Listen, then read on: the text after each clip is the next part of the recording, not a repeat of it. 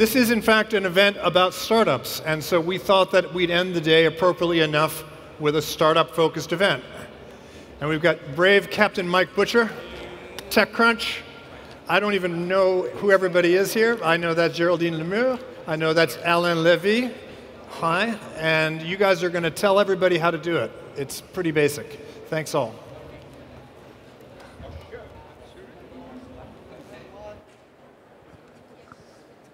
Hello, everybody. Hello. Hello. How are you? Are you having a nice time?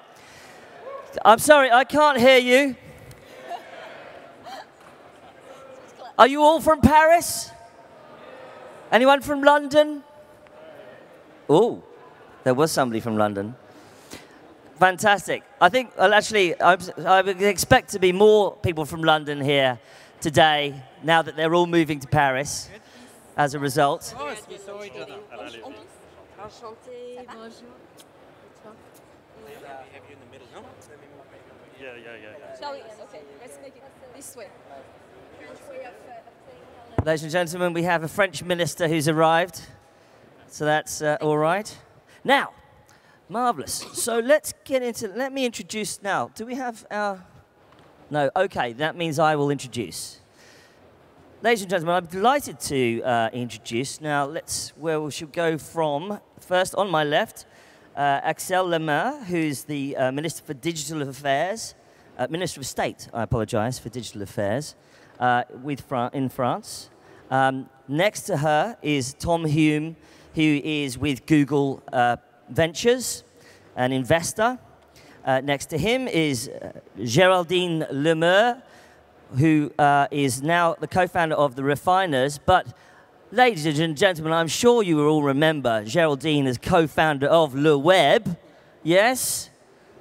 Do you remember? Le Web, such a great conference. Well done. Such a fantastic conference. And then next to her is Alain Levy, who is the CEO of Weborama, and obviously a noted commentator on the French entrepreneurial scene. And next to him, finally, is Oliver Samwer, the CEO of Rocket Internet, and of course, Global Founders Capital, one of the biggest new funds in Europe. My name is Mike Butcher. I'm the editor-at-large for TechCrunch. I have had to carry my leather jacket on stage just in case I was mistaken for somebody else, so you all know who I am. Now, this panel has a very sort of broad discussion topic, drivers of innovation, and everybody has quite different perspectives to bring to it. What we can talk about, really, is everybody's particular sort of take on what's going on at the moment. And I think that perhaps it would be appropriate, because we have some fantastic breaking news coming out of the French tech scene, especially right now that Ms. Meur, you've now brought in you're bringing new legislation called the Digital Republic Bill, which is very, quite transformational about how France deals with startups. You've just come from a breaking news television interview. What did you say to the television cameras? That I was very proud that the Digital Republic Bill found a final agreement in Parliament, which means that the text will be adopted and then promulgated very soon. And I think it is a piece of legislation that will show the way forward. It is difficult when you're in government to prepare the future, to think of what legislative tools we need to ensure that innovation, as it will emerge in the future, will have the correct environmental framework, regulatory environment to grow. So that's exactly the exercise that we tried to have in France, and the text was adopted unanimously in the National Assembly and unanimously in the Senate, which is the second chamber of Parliament. This is not a political story that you often you will hear very often. in France, but in other countries as well, which shows one thing, is that there's a national consensus on the idea that the whole country is betting on innovation. Innovation meaning startups, but also a very structural digital transformation of all the economy and all the society. So this is the sort of bone structure of the text. You were actually based in London for many years, which is where I'm based, and I've seen London's tech scene boom over the last 10 years. How would you contrast what you've seen, what you were witness to in London in the last few years, and how you see Paris's tech scene growing right now? So I now see a similar boom in Paris, and I remember observing what was going on in London, thinking, I wish we had the same in France. And then when I came back here, when I entered government, I started touring the country. And we launched that label, the French Tech. It's an open brand. For the first time ever in our public policies, we told entrepreneurs, the French Tech, it's you, so you're leading, you're telling us what you need and what you want from the government.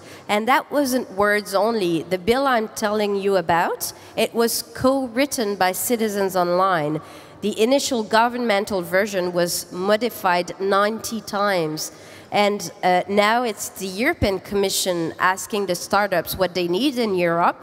Well, instead of sending an official governmental position on part of the French government, I've asked the startups to tell us what they want us to tell the European Commission. So the French Tech is a network led by entrepreneurs, and I think that is new. And if you compare it with what I saw in London, London was a kind of natural boom initiative, and with a very nice ecosystem. Yeah. But it wasn't a national move. It wasn't the whole country saying, yes, that's what we want. So a little bit top-heavy in one direction rather than being across the whole country, as you're trying to engender. That's what I saw. Yeah. And when it wasn't to give gifts that we decided to label Lille and then Marseille and Bordeaux and Toulouse and Montpellier and Grenoble, and then I'll forget some metropole again, so please apologize. I must apologize, but it was the reality of what I was saying, which was amazing. And once you have engineering schools, good business schools throughout the country, when you have the local authorities involved, when you have the large, very powerful multinationals willing to go through their own digital transformation, being somewhat a little desperate and saying, we need the startups. Well, then the whole country starts to move, and that's exactly what is going on at the moment. That's very interesting to see that sort of big sort of structural approach that you've taken. Tom, you're based in London for Google Ventures and investing all across Europe. You guys have, Google Ventures quite famously has sort of tried to have a go at investing in Europe. There has been, there were a couple of questions about whether or not you actually were doing any investing in Europe, but I suppose you're quite, optimistic as a result of this sort of very sort of useful boost by a big country like France. Absolutely. We remain very, very optimistic about Europe broadly, and I think the mistake we often make is just compare individual European cities to Silicon Valley. A more interesting question is, where in Europe are there unfair advantages? So last year we did 8 deals in Europe, and half of those... 8, and half of those our US team chose to co-invest in. Yeah. So we didn't actually expect that level of passion for what was happening in Europe. And so this year, the natural thing for us to do was to combine the funds. Instead of having, for example, 2 GVs on cap tables, we combine the funds to $475 million a year. And we're not asking, what companies are going to follow the steps of the Silicon Valley companies. We're asking, what are the unfair advantages in Europe? So in the Nordics, we see gaming. In London, we see fintech.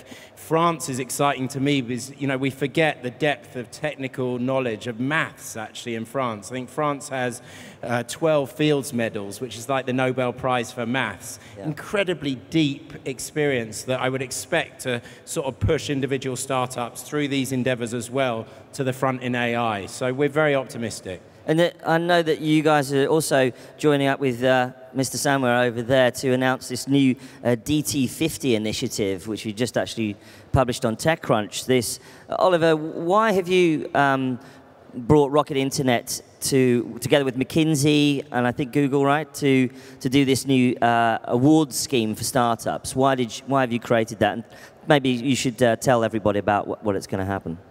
So we today announced a joint initiative of Google, McKinsey, and Rocket. The goal is to fundamentally find the next European champions. Yeah, we call it the digital top 50. People like companies within the startup, but also within social entrepreneurship and pioneering technology. I think there are rewards, but I think what's even more exciting, access to the knowledge, to the network of Google, to the knowledge and network of a McKinsey, especially also in the big, as you can also see, in the big corporate world, and obviously to Rocket as building companies. And I think we want as much, and I think that's what unites those three parties, is to have as many European champions as we can have. And I think that's what is driving this initiative.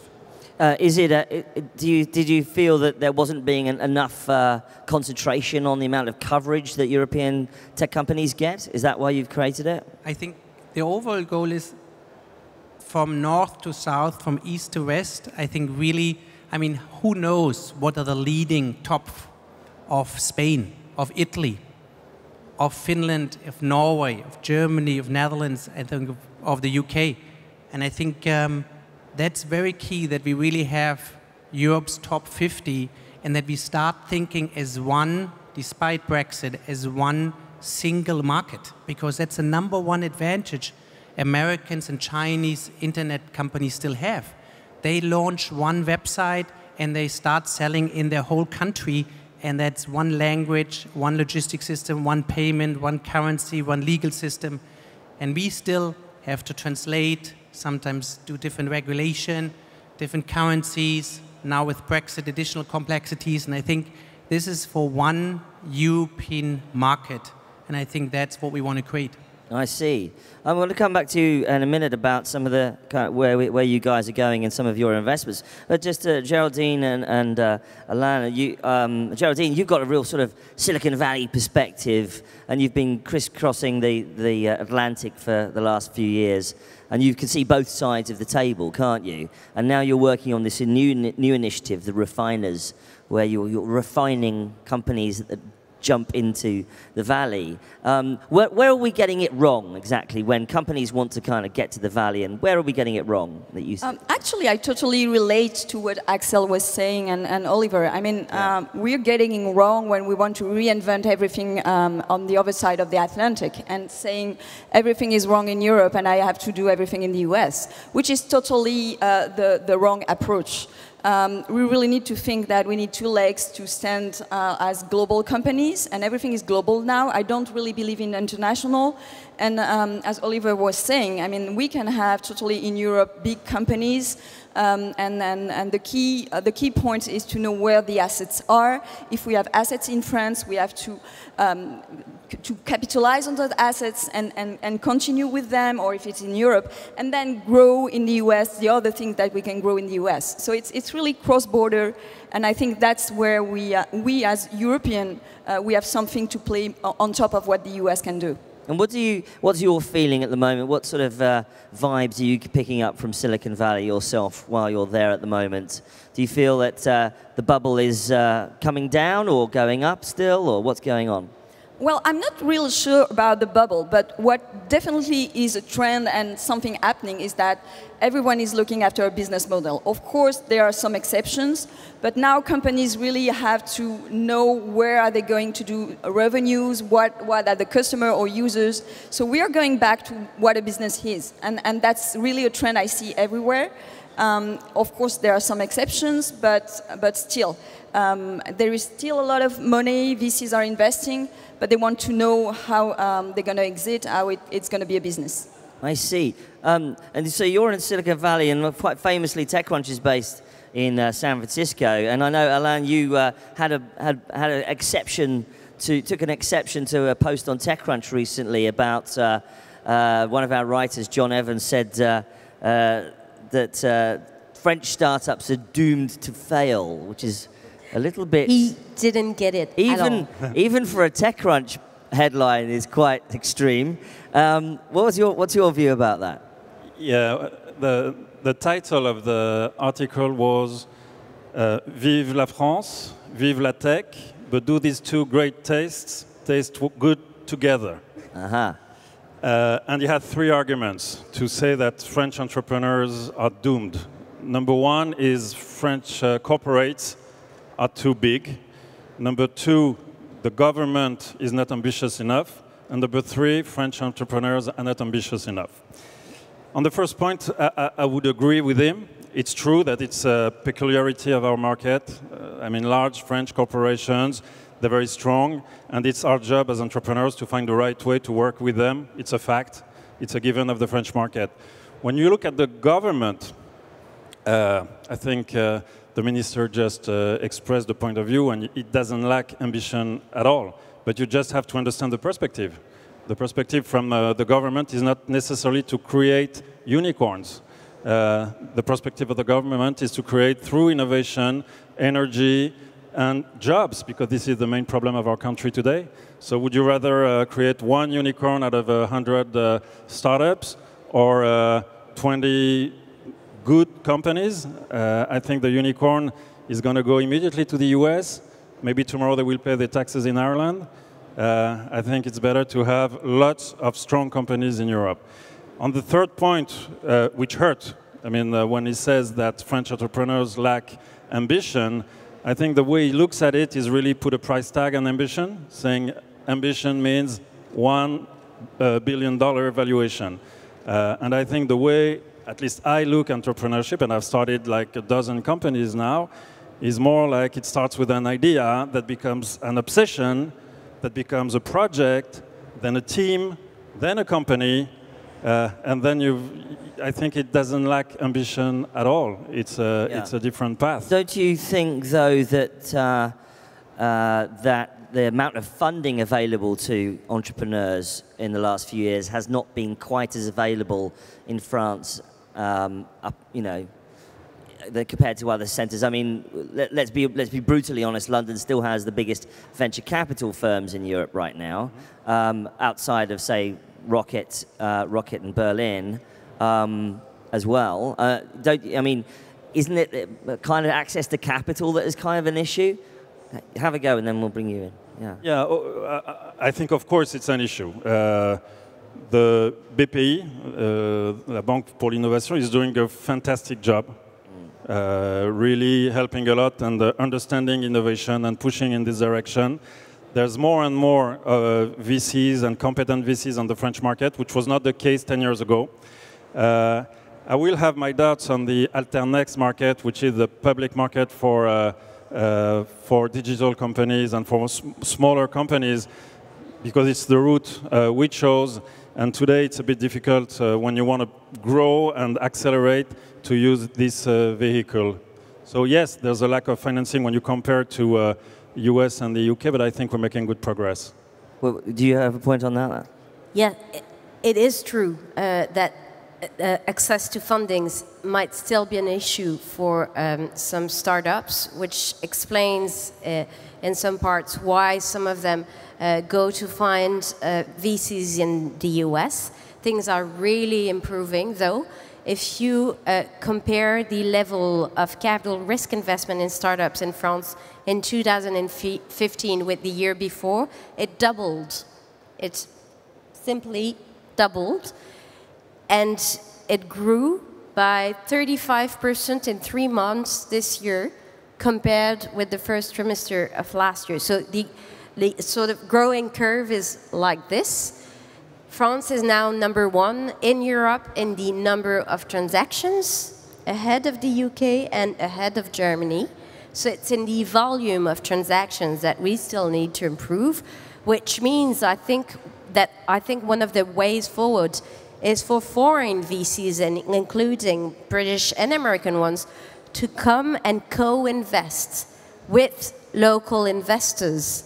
And sometimes they're backed by the public investment bank, which really comes as sort of heavy, big guarantee for their investment. That's a little like the Israeli model of funding that we're creating here. And it is working because there are more and more American VCs who are taking that risk of saying, well, we'll actually come and see what's going on, instead of always asking for the startups to make their own flip and move to the US, because it's not always the best case for the startups to have the best business model. But I know that, Oliver, you're with Global Founders Capital. You're actually increasingly investing you're looking at fintech in France and in other places, and vertical e-commerce as well. What would you agree with the minister that that you're looking at startups in France as well now with your what was it, your last raise, 742 million? It's quite a good one. So I think together with Rocket, we have probably the largest capital available for private internet investing in Europe. Roughly in the fund, roughly $750 million, another 1.8 billion euros at Rocket, so almost $3 billion. I think the way we look at Europe is, no matter if it's a French company, an English, a Spanish, Italian, we like the companies that want to be the European champion, and sometimes, and you have those companies in France too, even one day a global champion. Yeah? So a global champion is, for example, a company called HelloFresh in Berlin, in France, BlaBlaCar. So companies that go even to America or even go to Asia. Yeah? And with HelloFresh, we went even to America. And I think that's the kind of ambitious entrepreneurs we look at. Where do we find them? I would say everywhere. Yeah? I mean, you could also say this conference. Yeah? Are French entrepreneurs not ambitious? I think your father is very ambitious, yeah? I mean, he put from zero the biggest conference on startups probably in the world, and I've not even been in an American conference where on one day you have the president of Alibaba, of Baidu, of Cisco, of Google, of Louis Vuitton all in one room, yeah? So I think we generally are very positive, despite Brexit and everything, on the European market space, and we all need to be more ambitious, and I think we all need to be patient enough that one day there will be a girl or a boy that starts the next Facebook, the next Google, the next Amazon, because why should that happen only in America and China? That's a very good, fair point. Geraldine. And access to entrepreneurship at a lower level will be so much easier in Europe and in France, thanks to the BPI and even small amounts. So people want to be entrepreneurs. So I think the ambition will come from that, because if you have a layer of more and more entrepreneurs, the kids want to be entrepreneurs now. There are so many that really think about creating their own company. So this will generate for sure the next generation and maybe the next Google or the next Facebook. I mean, Tom, yeah, you're going to make a point. I think one of the interesting things is this role model point, and that's something we saw in London a lot. Like in the early 2000s, the role models started stepping forward, and secondly, they started investing as angel investors. And I'm just starting to see a generation of successful entrepreneurs in France angel investing. And that's not just capital. It's dangerous just to fixate on amount of available capital because it's easy to measure, but we become what we measure. Instead, I think looking for these smart capital where people will actually say, yes, you can do it in France. There are great businesses to be built here, rather than depending on capital that might try and drag you into another country. We'll start to see a huge impact. Do you have to have, at Google Ventures, do you have to have a particular strategy, or are you in a particular area? Or I know you do a lot in life sciences, for instance, at the moment, and you start at about, what, 5 or 6 million? So yeah, the average check size higher in Europe last year was $8 million. Yeah. But we adapt our strategy from year to year. So we're standalone from Google. Our job is like any other financial venture capital business. And so we're looking for global, ambitious entrepreneurs that have some sort of unfair advantage. And one thing I think we have seen as well, sometimes scarcity is the mother of innovation. And so some of these markets, like France in a way, maybe has a second mover advantage. Instead of just emulating other countries, there's an opportunity to say, actually, how can we do something differently and actually differentiate? Right. I mean, is that something that you would agree with, Alain? For instance, you know, some of the things that you've been involved in here, you've taken a different path with analytics, with Weborama. Do you think that the media market, for instance, in Europe can drive media in a different format, for instance? Well, I think there's one thing that we can consider in looking at French startups is maybe the size of the market. And when you want to get scale, it's a bit difficult because you have access to a good market, but it's not scale. I mean, when you're in Israel, the market is so small, you have no choice. You have to go elsewhere and get your business. In the US, it's immediate. When you're in Europe, you have to find the way to build scale. And in the media space, that's true. You can have great innovations in how to drive business with data and everything, but then you have to compose with the local countries. And I think this is something that Oliver has got perfectly right, and we're working on it. Do you think that the EU digital single market will work? Well, I would say no. No? No. Why not? I think it could work. What's so important is that the regulation is the same everywhere and that we have a framework on which we can build. But then we will have to adjust with the local cultures and peculiarities. No choice. One of the things that is often a case in Europe is exits. And a few years ago, Dailymotion, probably France is one of France's biggest and most successful technology companies, was about to be bought by Yahoo, but the government stepped in and said, no. You can't buy Dailymotion. Now, can we get a guarantee from the French government now that a US giant isn't going to come along and have their deal stepped on by the government? The reality is that the government was actually a shareholder of the company involved in the deal, so nobody said that at the time, but there was a good reason for they didn't want an exit? Having a voice in the well, they had an economic interest in the deal. That's to start with. I think we've showed and proved and given all the evidence that that was no longer the case. And we now have unicorns, and we do have BlaBlaCar was mentioned. Sigfox was mentioned as well. Well, take the example of Withings. They just had an exit with Nokia. So you think that era is gone? The one thing I didn't understand with the article in TechCrunch was we don't need big companies. And I was like, well, what about exits? Of course, startups need big companies. And what the guy also forgot to mention is that startups need big companies to sell the products and services that they're creating. And they also need them sometimes to get some corporate funding. So the sort of open innovation strategy is very present in the Silicon Valley, and it plays a big role in the growing of startups. So it's not necessarily one world against another. I think that's a sort of theoretical way of looking at things.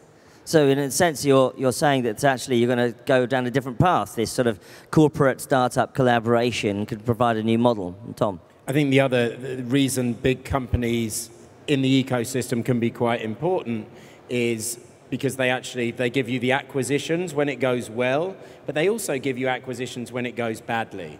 And this is something you see happen a lot in Silicon Valley, that startups, the risks are somehow mitigated because you get the companies acquiring great teams that can do something else inside other businesses. And so the good thing about the BlaBlaCars of the world doing well here in Europe is, I think, as you're weighing up an investment decision and you do think, you know, what would happen to this business if they're not right on first cut, is there's places for them to go and build value and be successful elsewhere. Alain? Yeah, on big corporations, I think it's also a good way to go international. I mean, you make a deal with a company, you sell your products to a company, they're happy with it, they try it in France, and then they say we'd like the same solution in the UK, in the US, in Japan, and it's a good way, and it's an efficient way to go international. What about, I mean, should we talk about Brexit? Should we talk about that? Tom and I had lunch earlier, and we were just sitting there kind of staring into space, thinking, oh dear, what's going to happen? We don't know. I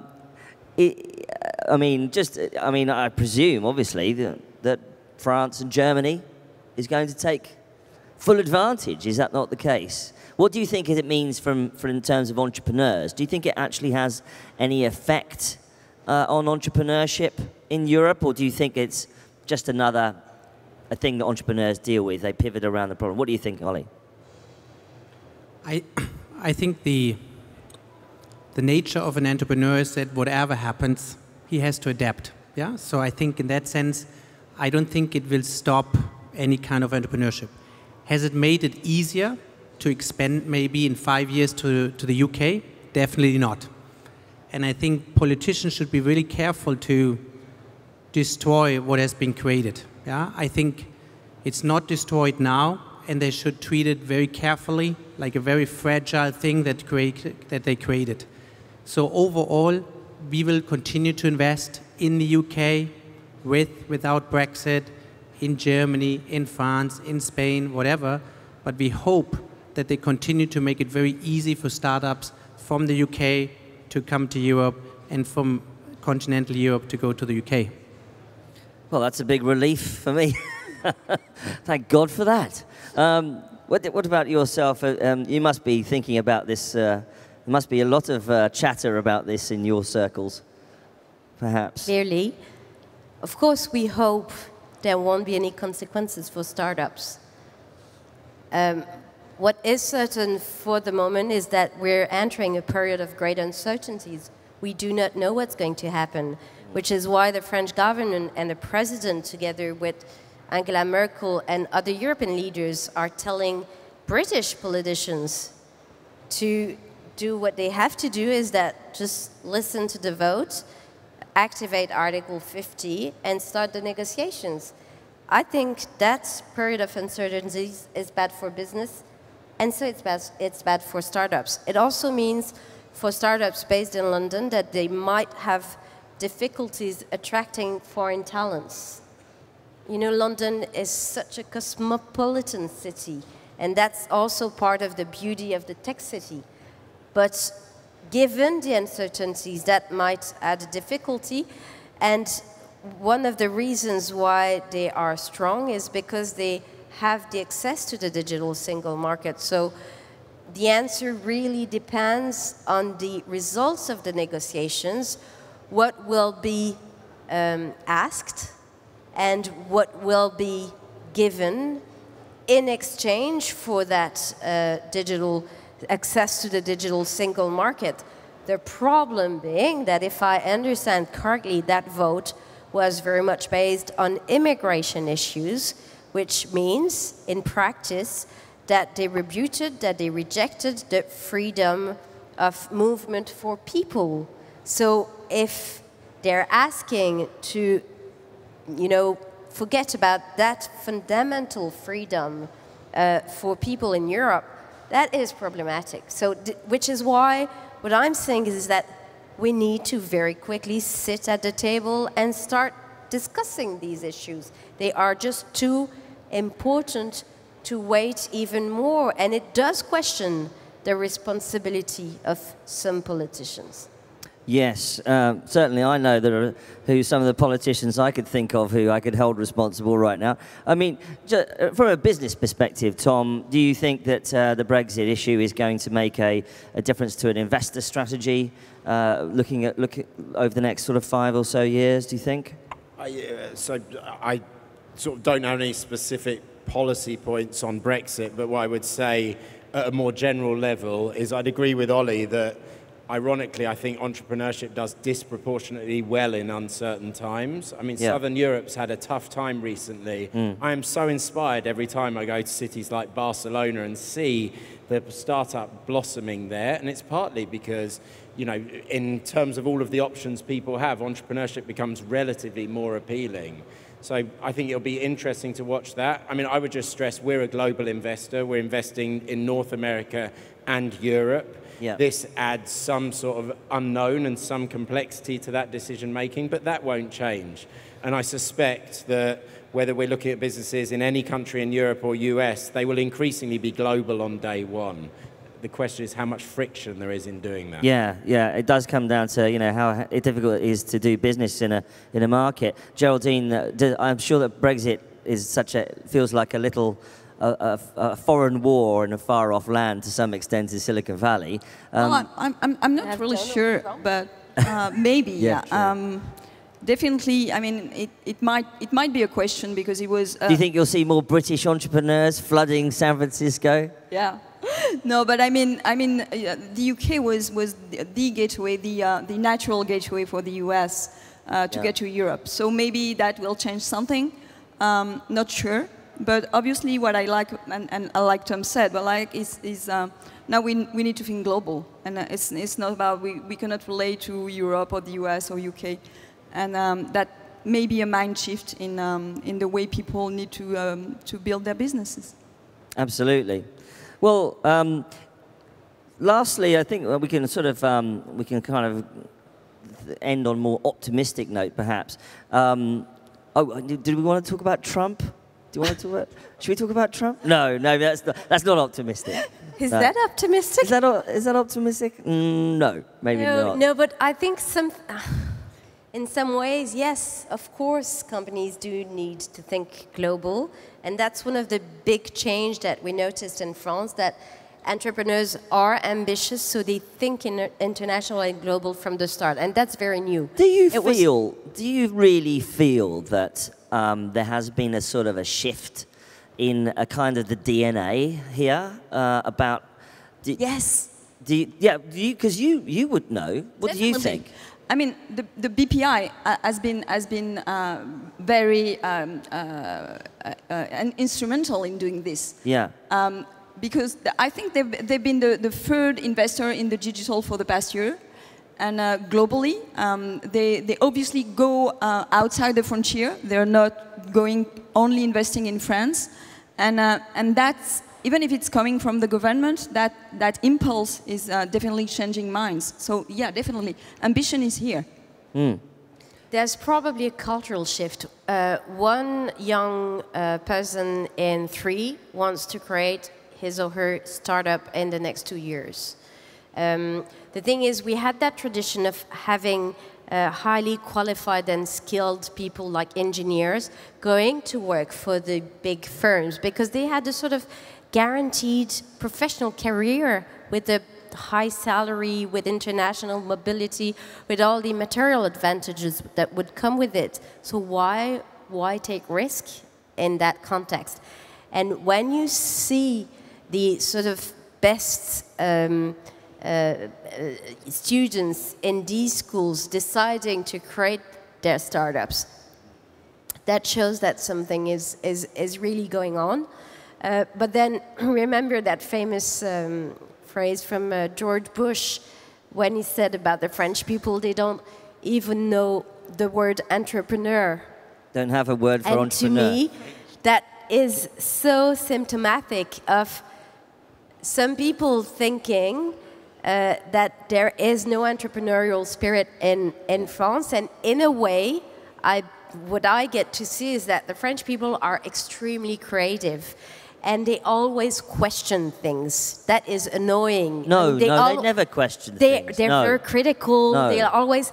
But then in a digital world, I think that becomes a real quality because they have these sort of scientific skills, the rationality coming back from the 18th century, and then they have that sort of crazy creativity that is so much needed. Are we going to have another Belle Epoque in France? Well, I think that's a little bit the spirit of what is. It's a sort of modern digital Belle Epoque happening. It's absolutely true. I think there's a really sort of real excitement about technology generally, and certainly in sort of technology and startups. We've got the last few months, last couple of weeks, we had Microsoft buying LinkedIn, boom, the whole. It's almost like the gun is fired again, hasn't it? It's very interesting to see. I mean, do you guys feel that there's a real optimism right now? Let's leave Brexit aside for now. But in terms of technology and startups, because we're now looking at a future where, your car's going to be driving for you, your Tesla will be driving for you, your shopping will be delivered by drone, you name it. Are you feeling optimistic about these kinds of things, or are you feeling that there's going to be a reckoning in other ways? Tom, go on.